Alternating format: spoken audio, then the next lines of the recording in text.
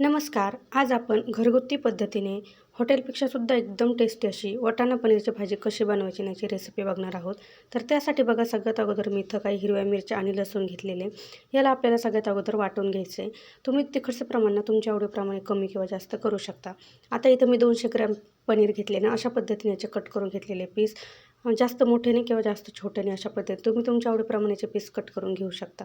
तर सगळ्यात अगोदर आपण इथं पनीर ना तेलामध्ये थोडंसं तळून किंवा फ्राय करून घेऊया.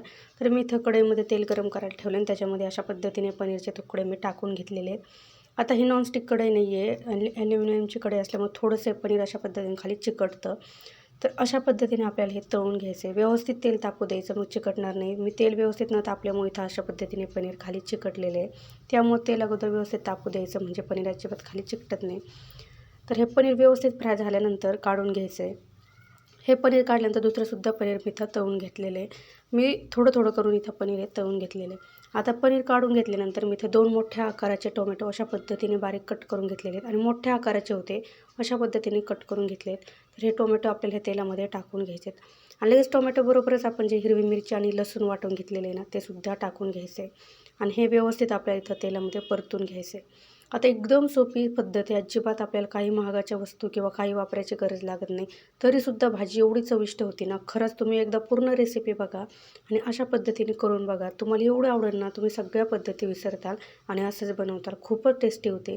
तर बघू शकता अशा पद्धतीने 2 ते 3 मिनिट व्यवस्थित हे टोमॅटो आणि ही मिरची इथं मी परतून घेतलेली आहे.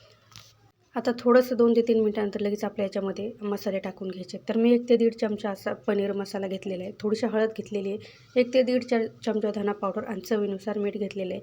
हे मसालेसुद्धा याच्यामध्ये टाकून घ्यायचे आणि टोमॅटोबरोबर व्यवस्थित ह्या तेलामध्ये परतून घ्यायचे. जोपर्यंत हा मसाला तेल सोडत नाही तोपर्यंत आपल्याला व्यवस्थित हे मसाले परतून घ्यायचे. तर तुम्ही बघू शकता काही महागाचे मसाले टाकले नाही आहे. एकदम साधे सोपे मसाले फक्त टाकलेले आहेत. तरीसुद्धा एकदम टेस्टी अशी आपली ही भाजी बनवून तयार होते. तर हे मसाले ना व्यवस्थित तेल सुटेपर्यंत आपल्याला परतून घ्यायचे. तर बघू शकता छान असे मसालेसुद्धा परतलेले आहे आणि तेल बघू शकता तुम्ही किती छान असं तेलसुद्धा साईडला सुटलेलं आहे. आता लगेच मी इथं 1 वाटी आहे ना हिरवे ताजे वाटाणे घेतलेले आहेत. हे वाटाणेसुद्धा याच्यामध्ये टाकून घ्यायचे आहेत. वाटाणे तेलामध्ये परतून वगैरे काही घ्यायची गरज नाही. असेच वाटाणे आपल्याला याच्यामध्ये टाकून घ्यायचे आहेत आणि 2 ते 3 मिनटं हे वाटाणे आपल्याला मसाल्यामध्ये परतून घ्यायचे आहेत. आता 2 ते 3 मिनटं व्यवस्थित हे वाटाणे आपण परतून घेतल्यानंतर लगेच आपण जे काही फ्राय करून घेतलेलं पनीर होतं किंवा तळून ठेवलेलं हे पनीर हे सुद्धा याच्यामध्ये लगेचच टाकून घ्यायचं आहे. आणि पनीरसुद्धा टाकल्यानंतर आणखी 1 ते 2 मिनटं व्यवस्थित हे वाटाणे आणि पनीर आपल्याला मसाल्याबरोबर परतून घ्यायचे 2 ते 3 मिनटं. अशा पद्धतीने ही वाटाणे आणि पनीरची भाजी केली ना एवढी छान होते ना, हॉटेलचं तुम्ही विसरून जाता आणि घरीच बनवतात. 2 ते 3 मिनटं याला व्यवस्थित परतून घ्यायचं. आता तुम्हाला ना माझी एक छोटीशी रिक्वेस्ट आहे. तुम्हाला जर माझ्या रेसिपी आवडत असेल ना, तर प्लीज एक लाईक नक्की करा. तुम्ही एक लाईक केलं ना, की मला व्हिडिओ बनवण्यासाठी आणखी प्रोत्साहन मिळतं.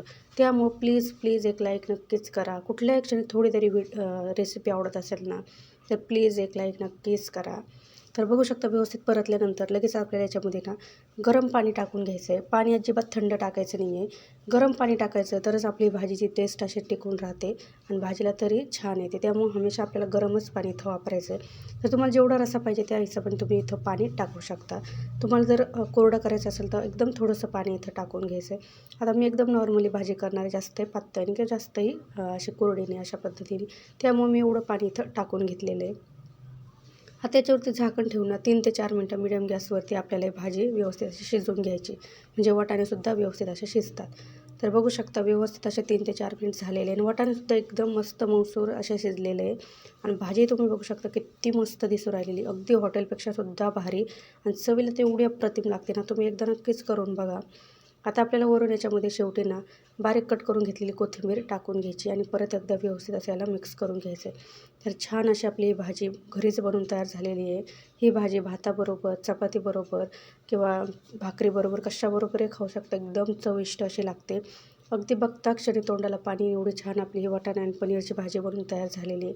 कधीतरी अशा पद्धतीची भाजी ना नक्की ट्राय करा आणि कशी वाटली रेसिपी नक्कीच कमेंटमध्ये सांगा.